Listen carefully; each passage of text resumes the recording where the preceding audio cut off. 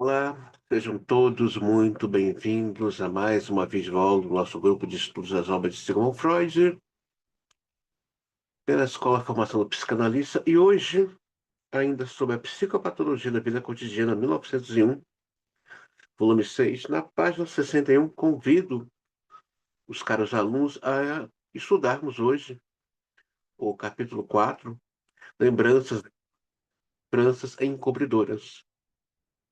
O segundo artigo publicado pude demonstrar um ponto inesperado a natureza do funcionamento de nossa memória. A partir do fato de que, nas mais remotas lembranças da infância, uma pessoa frequentemente parece preservar-se aquilo que é indiferente, sem importância, ao passo que a miúde, mas não universalmente, na memória dos adultos não se encontra nenhum vestígio de impressões importantes, muito intensas e plena, plenas de afé daquela época. Isso se poderia presumir, já que é sabido que a memória faz uma seleção entre as impressões que lhe são oferecidas. E tal seleção se dá na infância, com base em princípios inteiramente diferentes dos que vigoram na época de maturidade intelectual. Uma investigação atenta, contudo, mostra que tal suposição é desnecessária. As lembranças de diferentes da infância devem sua existência a um processo de deslocamento. São substitutas na relação minêmica de outras impressões realmente significativas, cuja recordação pode desenvolver-se a partir delas através da análise psíquica, mas cuja reprodução direta é impedida por uma resistência. De vez que as lembranças diferentes devem sua preservação não ao seu próprio conteúdo, mas um vínculo associativo entre o seu conteúdo e outro que está recalcado. Elas podem fazer jus ao nome de lembranças encobridoras com quem foram por mim designadas no próprio interpretação dos sonhos, sobre os sonhos, que é 2, que é o volume 5. Freud nos dá a dica por que que a criança não lembra. Tem um capítulo sobre a questão de lembranças encobridoras. Ora, o ego da criança não está nela, mas há sim. Tanto é que nós trazemos marcas e demarcações desde a vida uterina de um lugar do desejo do outro. Então, sim, tem coisa que está tão recalcado, que não vai lembrar. Mas haverá sintomas. Haverá um lapso de uma imagem, ou de uma voz, ou de uma saudade, ou de um sonho recortado. Então, aí fica aquela fala, né? De Sandro Ferenc da aula passada, né? Em que ele diz que o esquecimento e essa questão de devaneio, de trocar as palavras, é um movimento histérico. Sim, movimento histérico. Até porque a histérica não está nela. Volto a falar. A gente vai chegar nesse volume, né? Que é o volume 13, né? Que é sobre Totem, Tabu e outros trabalhos, onde Freud vai explicar e mostrar por que que a histérica e o narcisista não se apega a ninguém. E que hoje está que esse discurso empoderador, né? Eu sou seguro. Para de viagem. Para de viagem. Ninguém está seguro de nada. Vamos começar a botar o pezinho no chão, né? Esse discurso empoderador aí que está aí na sociedade de algumas mulheres é um discurso histérico. Completamente histérico. Histérico não se apega, gente, porque afeto sai. Afeto sai caro. E afeto vai demandar uma entrega desse ego. E uma coisa que a histérica não tem é demanda para se doar para o outro. Ela vai viver uma fantasia do romance, do amor, mas se doar para esse outro, não tem demanda. O ego dela é muito frágil. É muito frágil o ego da histérica. Então, tem aí sim uma questão de esquecimento do ego ligado ao movimento histérico, em que a histérica não está nesse ego, não está nesse ego, não se responsabilizar pelo outro, isso não é dessa estrutura. E a criança, sim, ela tem movimentos histéricos. Tem sim. Então, fica aí, né? Porque não lembramos, né? Temos vários movimentos quando somos crianças, né? No artigo mencionado apenas tangiciei, sem esgotá-la de modo algum, a multiplicidade dos vínculos e sentidos das lembranças encobridoras. No exemplo que ali analisei detalhadamente, enfatizei sobretudo a peculiaridade e a relação temporal entre a lembrança encobridora e o conteúdo encoberto por ela. Naquele exemplo, o conteúdo da lembrança encobridora pertencia a um dos primeiros anos da infância, ao passo que as vivências de pensamento por ela substituídas na memória, que havia permanecido quase inconsciente, correspondiam a épocas posteriores na vida do sujeito. Designei esse tipo de deslocamento, de retroativo ou de retrocedente, talvez seja mais frequente encontrar a relação oposta. Uma impressão de indiferente, de época recente, e se consolida na memória como lembrança encobridora. Apesar de dever esse privilégio apenas à sua ligação com o evento anterior, que resistências impedem de ser diferente, diretamente reproduzido, essas seriam lembranças encobridoras adiantadas ou avançadas. A coessencial de que se ocupa a memória situa-se na ordem temporal, atrás da lembrança encobridora. Por fim, temos ainda a terceira possibilidade, que a lembrança encobridora vincula-se à impressão encoberta, não só por seu conteúdo, mas também pela sua continuidade temporal. Estão Essas são as lembranças encobridoras simultaneamente ou contíguas. Ou seja, você não tem noção das coisas que estão encobertas, que pertencem à nossa memória. Lugares, épocas, pessoas, vivências boas, vivências ruins. Nós só lembramos daquilo que colocamos afeto. Guarda essa palavra. Vai entrar afeto e libido para manter aquela lembrança. Mas por que que eu não esqueço esse trauma? Sim, você tá colocando muito afeto nesse lugar. Muito afeto, muito libido, muito desejo. Então, essa lembrança vai manter-se viva, mas as demais estão lá. São atemporais, elas não vão morrer nunca. E mesmo que você morra, numa questão transgeracional, seus descendentes vão herdar essas memórias encobridoras. Mesmo que você morra agora, suas lembranças vai perpetuar eternamente. São atemporais, olha aqui, olha. Elas são atemporais, tá? Olha que coisa linda, gente. Elas são atemporais. Elas não morrem, não morrem, não morrem.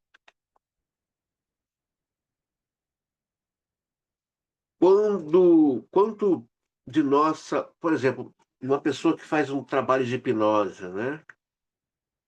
E ele está acessando memórias. Então, um trabalho de hipnose sério. Ele está acessando memórias ancestrais. Não morre memória. Não morre. Você pode morrer agora. Suas memórias vão perpetuar. Quando a nossa reserva mnêmica pertence à categoria das lembranças encobridoras, e qual o papel desempenhado por elas nos diferentes processos de pensamento neuróticos? São problemas importantes que não abordei em meu artigo anterior e nem abordarei aqui. Importa-se, importa-me apenas enfatizar a identidade entre o esquecimento, os nomes próprios, seguido de uma ilusão de memória e uma formação das lembranças encobridoras. Claro, o que Freud está dizendo aqui é que está aberto esse campo de pesquisa aqui. Você querer mergulhar nas lembranças encobridoras, está aberto aqui esse campo de pesquisa. Freud está preocupado mais na questão dos esquecimentos, a troca de nomes, e está focado aqui. Mas está aberto para você. E hoje há um rico material de pesquisa para se explorar a obra de Sigmund Freud. Um rico material. Maravilhoso. À primeira vista, as diferenças entre os dois fenômenos são mais flagrantes do que eventuais analogias. O primeiro fenômeno refere-se a nomes próprios. Aqui trata-se de impressões completas de algo que se vivenciou, quer na realidade, quer no pensamento. Ali temos uma falha estranho, uma falha manifesta da função minérica. Aqui é um ato da memória que nos parece estranho. Não trata-se de uma perturbação momentânea, pois o nome voltará a poder sê-lo, pois o nome, agora esquecido, pode ter sido corretamente reproduzido 100 vezes antes e voltará a poder sê-lo de manhã em diante. Não trata-se de uma posse permanente e constante, pois as lembranças indiferentes da infância parecem ter o poder de nos acompanhar durante grande parte da nossa vida. Ou seja, o problema nesses dois casos parece ter um enfoque completamente diferente. Num tem-se o esquecimento, no outro a retenção, que desperta nossa curiosidade científica. Um estudo mais detalhado revela que, a despeito das diferenças entre os dois fenômenos quanto ao material psíquico e a duração e as eh, coincidências entre ambos predominam em muito. Ambos se referem às falhas no recordar. O que a memória reproduz não é o que deveria ser corretamente reproduzido, mas algo diverso que serve de substituto.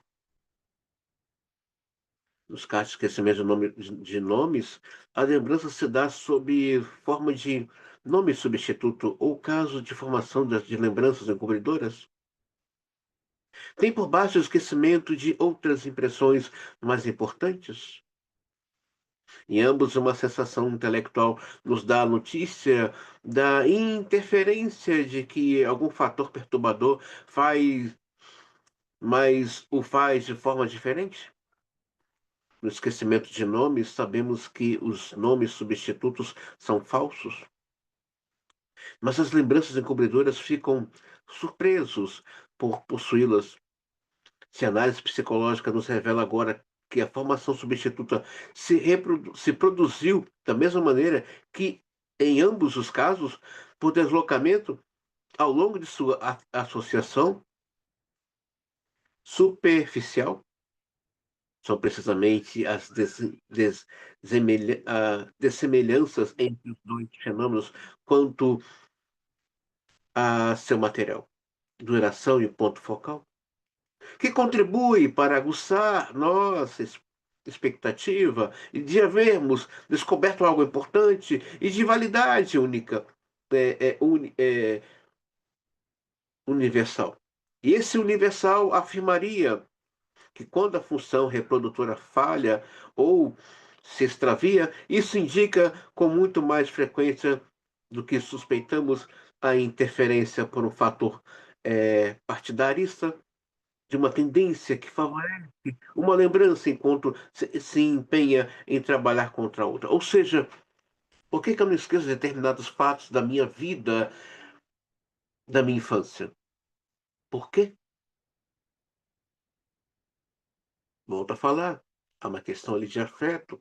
Quem puder ler, volume 2, Estudo sobre as Histéricas, 1893 a 1895, Freud dá a resposta no final do primeiro capítulo. Freud vê o sofrimento das histéricas está ligado a uma questão afetiva, acompanhado de uma energia libidinal, de um desejo que aquele sofrimento permaneça ali.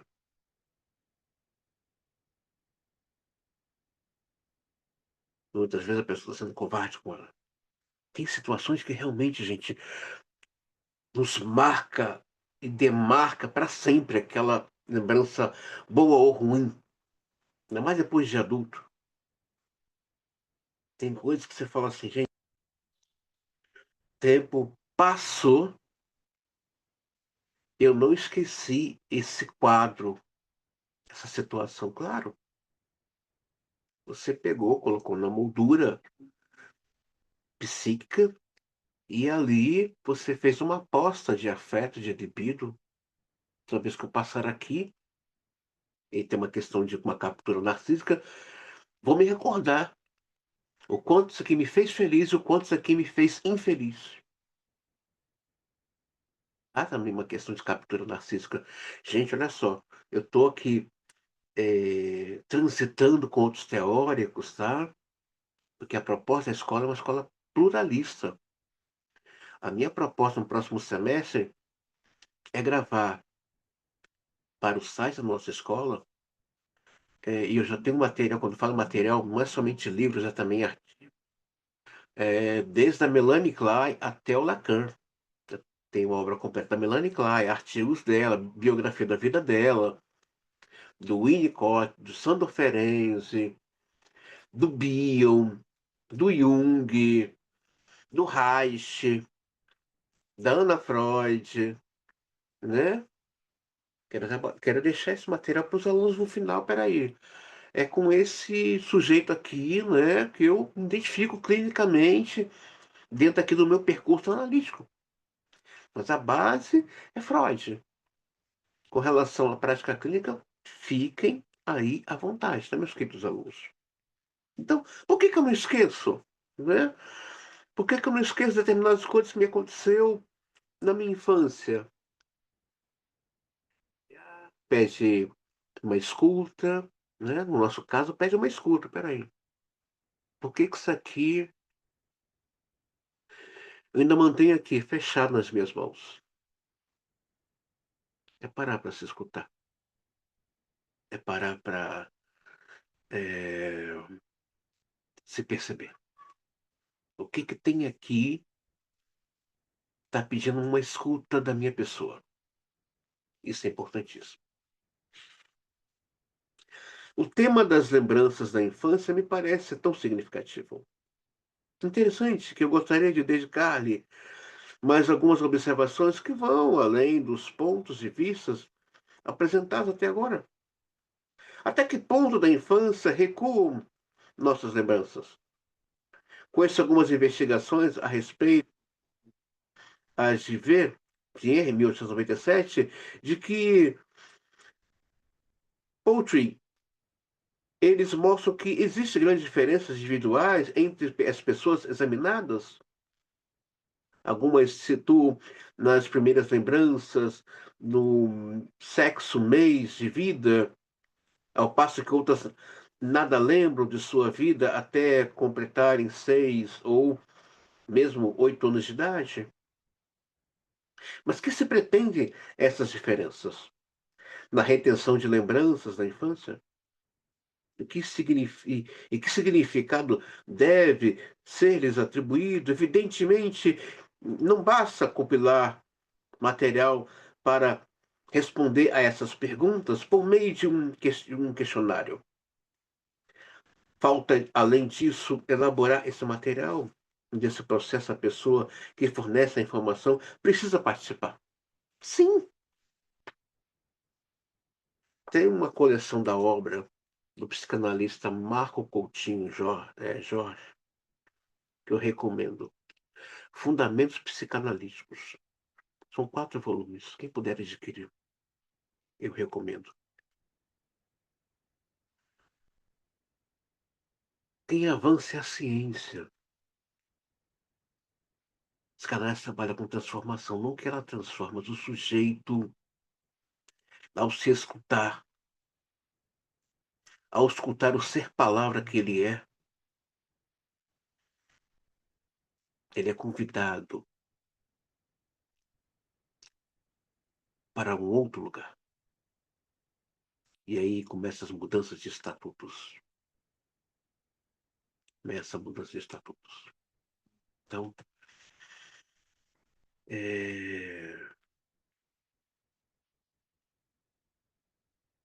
de ver pessoas me confrontar, vamos participar de um debate, discutir ciência. Eu falei, pode dizer que você já ganhou de mim. Pode dizer. Psicanálise não está aqui para provar nada para ninguém. Nada. Nada, nada, nada. Em minha opinião, aceitamos com demasiada indiferença o fato da amnésia infantil, isto é, a perda das lembranças dos primeiros anos de vida, e deixamos de encará-lo como um estranho enigma.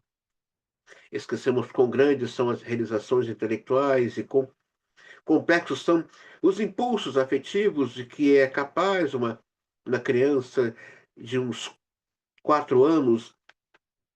E deveríamos ficar atônitos ante o fato de a memória dos adultos, em geral, preservar tão pouco desses processos anímicos, sobretudo já que temos todas as razões para supor que essas mesmas realizações infantis esquecidas não terão resvalado pelo desenvolvimento da pessoa sem deixar marcas, mas serão antes exercido uma influência determinante sobre todas as fases posteriores de sua vida. E malgrado essa eficácia incomparável foram esquecidas, isso sugere que existe para o ato de lembrar o sentido da reprodução consciente, condições especialíssimas de que não tomamos conhecimento até agora. É perfeitamente possível que o esquecimento da infância nos possa fornecer a chave para o entendimento das amnésias, que, segundo nossas descobertas mais recentes, estão na base da formação de todos os sintomas neuróticos. Sim, sim. Os sintomas neuróticos são memórias recalcadas. São memórias recalcadas. E em cima desses sintomas que produzimos aí material de pesquisa psicanalítico-científico. Em cima desses sintomas. Então, enquanto houver recalque, haverá sintomas no mundo, seja eles de ordem pessoal ou coletiva. Haverá recalque. Então, deixo aqui para você essa dica. Quem puder ler aí as primeiras publicações de psicanalítica, volume 3, 1893 a 1899, Freud, no segundo capítulo, dá o pulo do gato da psicanálise. Né? Já ouvi pessoas se dizendo o up da psicanálise, a psicanálise vai acabar. Eu falei, gente, o que essa pessoa está falando? A psicanálise vai acabar? Como assim? Se a pedra angular da psicanálise é o recalque. E Freud vai dizer, é, no volume 5 a interpretação dos sonhos 2 sobre os sonhos de 1900 e 1900, o Freud vai dizer, até para recalcar tem que ter desejo. Eu não sei. Tem coisas que às vezes eu escuto e falo, Ultimamente eu tenho evitado de falar, e eu tenho que escutar esse meu movimento de não querer falar, né. Não é que eu não quero falar, evitado de falar certas coisas porque dá vontade de às vezes falar: "Colega,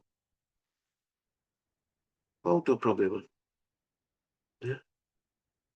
Psicanálise vai acabar, psicanalista uma conta transferência, manda o paciente embora, ainda diz o que eu acho o que é melhor para esse paciente, o analisando. E é melhor eu não sei o que é melhor para meus pacientes. Eu não sei, não sei. Se você perguntar, eu não sei. Essa dessa tá há 20 anos. Gente, eu estou lidando com um ser humano e com o inconsciente dele. Eu não sei dizer o que eu sei para a vida desse paciente, que é melhor para ele, sabe.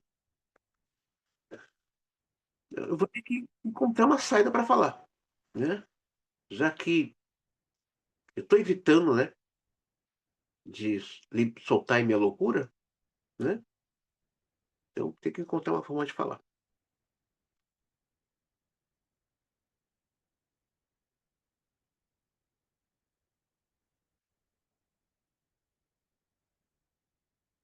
Ué, isso que eu tô.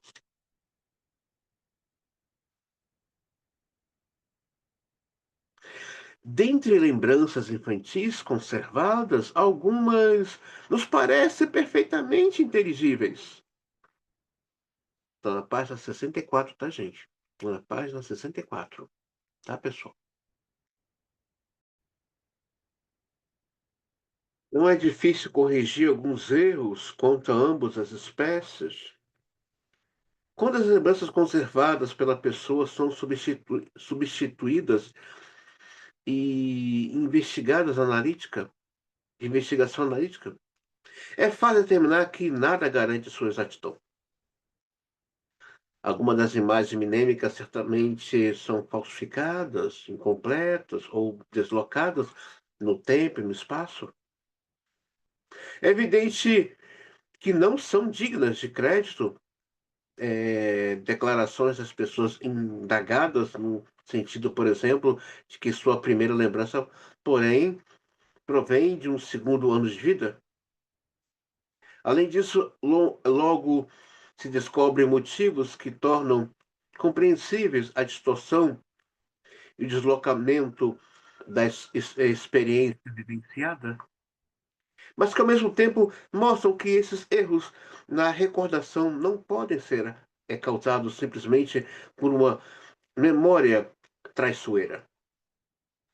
Forças poderosas de épocas posteriores da nossa vida modelaram a capacidade de lembrar as vivências infantis. Provavelmente as mesmas forças responsáveis por nós termos alienado tanto a compreensão dos anos de nossa infância. O recordar nos adultos subitamente utiliza diversos materiais psíquicos. Alguns recordam de imagens visuais, suas lembranças têm um caráter visual, outros mal conseguem reproduzir na lembrança os mais ou vagos contornos visuais do que foi evidenciado, de acordo com a sugestão de Charcot, tais pessoas são chamadas contrastando com nos sonhos essas diferenças desaparecem. Todos sonhamos predominantemente em imagens visuais, mas esse desenvolvimento se inverte igualmente no caso das lembranças infantis. Essas são plasticamente visuais, mesmo nas pessoas cujo recordar posterior carece de elementos visuais. O recordar visual, consequentemente, preserva um tipo de recordar infantil. No meu caso, as primeiras lembranças da infância são as únicas de que têm caráter visual. São cenas elaboradas de modo francamente plástico, comparáveis apenas com as representações no palco. Nessas cenas infantis, sejam elas de fato verdadeiras ou falsas, a pessoa costuma ver a si mesma como criança, como seus contornos e suas roupas infantis. Essa circunstância deve causar estranheza em suas lembranças de vivências posteriores. Os adultos já não visualizam a si mesmos. Ademais, supor que em suas vivências a atenção da criança estaria voltada para ela própria e não exclusivamente para impressões do exterior. Olha aqui, por que que a criança não lembra dela? Por que que o adulto não consegue? Porque o ego dela não está nela, está voltado para o exterior. Por que que o texto Freud repetir, recordar e elaborar, né? Freud tem esse texto. A criança, ela está desligada. Não há nela ainda um superego formado desses pais, nem tampouco uma questão do próprio ego dela. E aí nós teremos que também ver todo um estudo detalhado psicanalítico, por que que esse adulto, alguns adultos, né, dependendo da sua história, o quanto foi traumática, é difícil para eles lembrar da sua infância, que muitas vezes foi muito sofrida. Tem pessoas que, na análise, chega até a chorar, eu não consigo lembrar. E quando essas lembranças me vêm, me faz sofrer muito, né? Tem pessoas que não quer lembrar, e esse lembrar lhe faz sofrer, mas Freud vai dizer, é lembrando que você vai se curar, não é esquecendo, é lembrando. Esse repetir, recordar e elaborar é voltar lá, voltar aqui nesse texto, voltar nessa situação, voltar nessa dor, voltar nessa cena que quando eu olho, eu choro. Eu só vejo ali um lugar sem esperança. Mas o Freud vai dizer, é lembrando que você vai se curar, não é esquecendo, não é agindo com indiferença diante desse sofrimento. É lembrando, olhando para esse lugar aqui, aqui. Aqui é uma ferida narcísica, aqui eu sangro, aqui eu choro muito.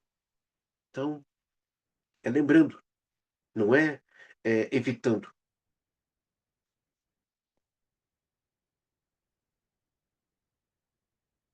Nessas cenas infantis, sejam elas de fato verdadeiras ou falsas, a pessoa costuma ver a si mesma, né? Ademais, supor que, em suas vivências, a atenção da criança estaria voltada para ela própria, e não exclusivamente para as impressões do exterior, contradiz tudo que sabemos. Assim, somos forçados, por diversas considerações, a suspeitar de que, das chamadas primeiras lembranças da infância, não possuímos o traço minêmico verdadeiro, mas sim uma elaboração posterior dele. Uma elaboração que talvez tenha sofrido a influência de uma diversidade de forças psíquicas posteriores. Portanto, as lembranças da infância dos indivíduos adquirem universalmente o significado de lembranças encobridoras, no misto de oferecer uma notável analogia com lembranças da infância dos povos preservadas nas lendas e mitos. Ou seja, Freud está dizendo, vem cá, mas o que foi que te influenciou nas suas lembranças? O que é seu de verdade? O que na verdade aqui são historinhas? Então, é preciso realmente um trabalho de escuta bem atento, bem cuidadoso e saber, peraí, isso aqui são fantasias. Por isso eu falo a importância, estou colocando aqui o meu parecer, por favor, não tome esse discurso como discurso mestre. A importância de conhecer um teórico da clínica infantil, como a Clay, o Winnicott, eh, a Ana Freud e outros também contemporâneos, para entender chegar nesse ponto aqui que o Freud está falando, por que que eu não lembro? E se lembro, será que é verdadeiro, é falso? Estou viajando, né? É importante. Quem já entendeu investigação anímica de várias pessoas pelo método da psicanálise?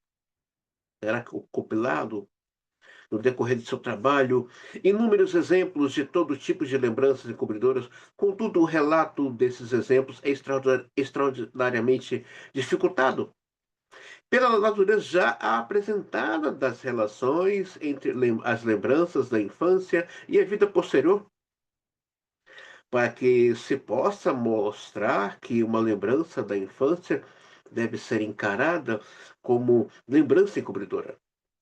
Quase sempre é necessário expor a biografia completa da pessoa em questão.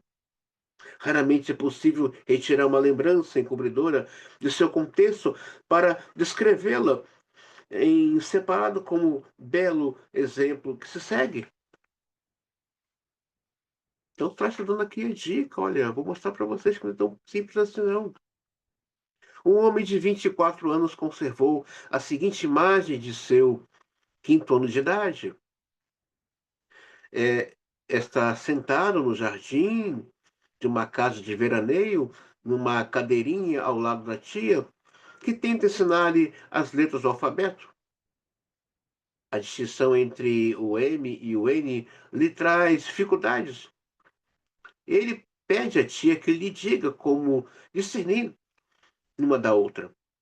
A tia lhe indica que o M tem um pedaço inteiro a mais do que N, e o terceiro traço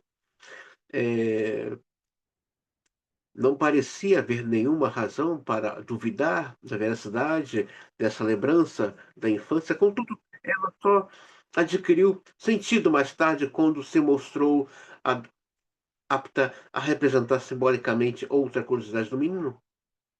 É que, assim como nessa época ele queria saber a diferença entre M e o N, mais tarde se empenhou em descobrir a diferença entre os meninos e as meninas. E sem dúvida teria gostado do que justamente essa tia fosse sua mestra. Nessa ocasião, descobriu ainda que a diferença era semelhante, que o menino também tem um pedaço inteiro, mais do que a menina. E adquirindo esse discernimento, ele evocou a lembrança de sua correspondente curiosidade infantil. Aqui está outro exemplo. De anos posteriores da infância, um homem com graves inibições em sua vida amorosa, agora com mais de 40 anos, e é o mais velho de 9 filhos, tinha 15 anos quando nasceu o mais novo dentre seus irmãos. Mas afirma com absoluta certeza que nunca havia notado nenhuma das gestações de sua mãe. Sob pressão de minha incredulidade, ocorreu-lhe a lembrança, certa vez, aos 11 anos ou 12 anos, ter visto sua mãe desatar a saia apressadamente diante do espelho. Acrescentou então, sem ser pressionado, que ela chegara da rua inesperadamente sentira contrações do parto, do desatar. Da saia era uma lembrança encobridora do parto. Voltaremos a despertar com a utilização dessas pontes verbais em outros casos? Gostaria ainda de mostrar como um exemplo, como uma lembrança da infância pode ganhar sentido mais no sentido através da elaboração analítica, quando antes não parecia ter nenhum. Quando, aos 43 anos, comecei a dirigir meu interesse para os restos de lembranças da minha própria infância, ocorreu-me uma cena por muito tempo, desde o passado mais remoto ao que parecia. Vez por outra, me chegava a consciência e que eu tinha bons indícios para situar numa época anterior a meus três anos completos. Eu me via exigindo alguma coisa e chorando, parado diante de uma arca, também caixa, cuja porta cuja porta meu irmão, 20 anos mais velho do que eu, mantinha aberta. Então, de repente, linda e esguia, minha mãe entrou no quarto como se estivesse voltando da rua. Foi com essas palavras que descrevi a cena da qual tinha a imagem plástica, mas a qual não sabia mais o que fazer. Se meu irmão queria abrir ou fechar a arca, em minha primeira tradução de imagem, eu chamara de armário. Por que eu estava chorando? E o que tinha, e o que tinha a chegada de minha mãe a ver com tudo isso? E me era absurdo, obscuro. A explicação que me sentia tentado a dar a mim mesmo é que se tratava da lembrança de alguma brincadeira implicante de meu irmão mais velho, e minha mãe teria interrompido. Não são raros esses maus entendidos de uma cena infantil preservada na memória. E a situação é lembrada, mas não se sabe ao certo em que se está centrada. Não se sabe em quais são os elementos que devem recair o acento psíquico. O esforço analítico levou-me a uma concepção totalmente inesperada da cena. E sentir a falta de minha mãe e passar a suspeitar que ela estivesse trancada nesse armário ou arca. Por isso pediram que meu irmão abrisse a sua porta. Quando ele me atendeu, eu me certifiquei de que minha mãe não estava no armário. Comecei a chorar. E era um momento preservado para minha memória, seguindo-se de imediato do aparecimento de minha mãe, que aliviou minha inquietação e minha saudade. Mas como foi que o menino teve a ideia de procurar a mãe ausente no armário? Os sonhos da mesma época da análise dessa lembrança continham alusões vagas a uma babá, a quem eu também guardava outras reminiscências, como, por exemplo, de que ela costumava insistir que eu lhe entregasse conscienciosamente as moedinhas que recebia de presente. Detalhe que pude reclamar para si o valor de uma lembrança encobridora de vivências posteriores. Assim, resolvi que dessa vez facilitaria para mim o trabalho de interpretação e perguntaria à minha mãe, já agora idosa, sobre essa babá. Fiquei sabendo de muitos detalhes, entre eles que essa pessoa esperta, mas desonesta, praticara grandes furtos na casa enquanto minha mãe convalescia do parto. E por iniciativa de meu irmão, foi levado ao tribunal. Essa notícia me permitiu compreender a cena da infância com que, por uma espécie de inspiração, o desaparecimento repentino da babá não me fora indiretamente indiferente. Perguntei justamente a esse irmão onde ela estava, porque provavelmente eu havia notado que ele desempenhara um papel em seu desaparecimento, e ele respondeu de maneira equívoca e cheia de trocadilhos que lhe era característica, dizendo que ela estava encaixotada. Na época, entendi essa resposta de maneira infantil, ou seja, literalmente. Mas parei de fazer perguntas, pois não havia mais nada a investigar. Quando minha mãe se ausentou pouco tempo depois, suspeitei que meu irmão malvado tivesse feito com ela o mesmo que fizera com a babá. Por isso, forcei a abrir a arca para mim. Agora compreendo por que, na tradução da cena visual infantil, enfatizei a silhueta esguia de minha mãe. Deve ter me chamado a atenção como algo que ela acabara de recuperar. Sou 2 anos e meio mais velho que minha irmã, nascida nessa época.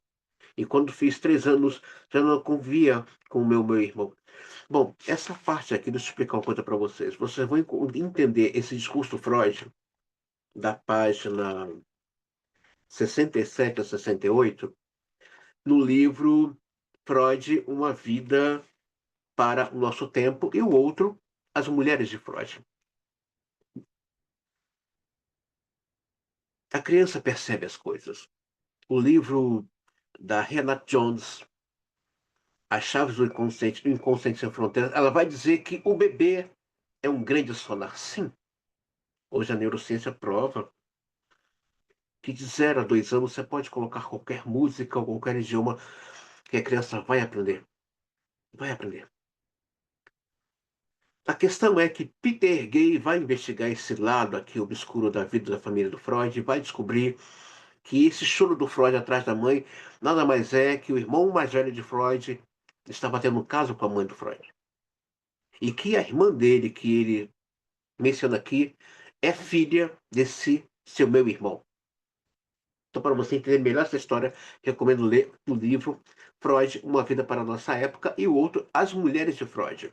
São dois tijolos desse tamanho, assim. Quem tiver demanda para ler, quando falo demanda, é realmente aí o desejo de entender, compreender os bastidores desses personagens da psicanálise. E nada melhor que você ler Peter Gay, né?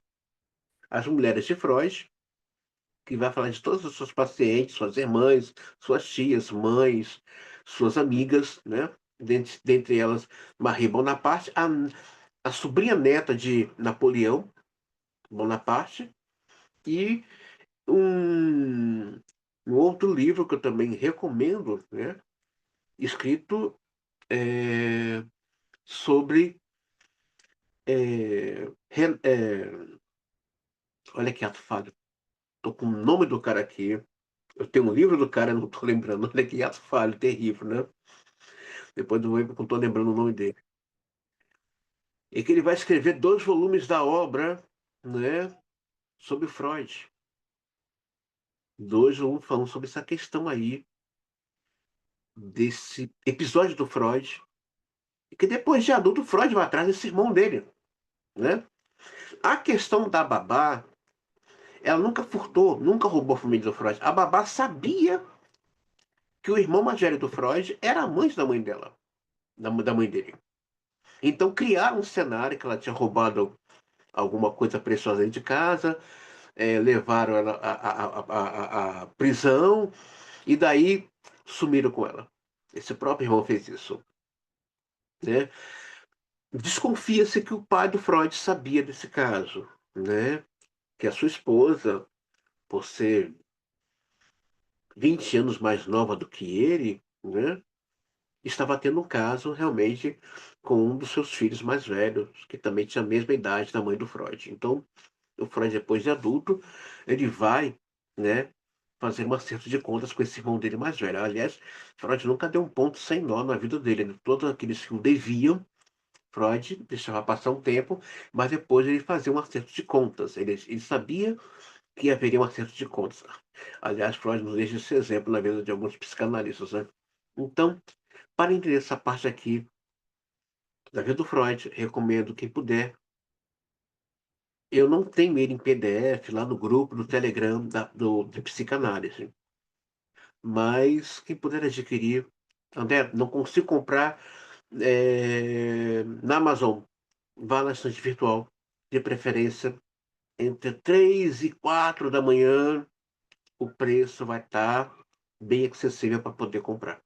E o outro é As Mulheres de Freud, tá? Também encontra-se na estante virtual, quem puder comprar lá, tá bom, gente? Então, eu espero que essa videoaula ela possa enriquecer você, meu querido aspirante, analista que está em percurso analítico. Há tanta coisa legal propostas para nossa escola, né? Nós estamos aí programando ainda para esse ano, seja no campo virtual e no campo também presencial, né? Mas estão acontecendo. Se você gostou dessa videoaula, eu peço a você, dá uma curtida, tá? Deixa o seu like lá. E se você quiser compartilhar com um amigo, olha, estou assistindo aula com esse psicanalista aqui, a escola dele está em processo aí de se materializar, chama-se Escola de Formação do Psicanalista. Se quiser conhecer a nossa escola, por favor, pode me procurar no Instagram, no WhatsApp, tá bom? E vamos seguindo. Muito obrigado a você que assistiu essa videoaula até aqui e até a próxima videoaula, tá bom, gente? Muito obrigado, tá bom? Muito obrigado mesmo.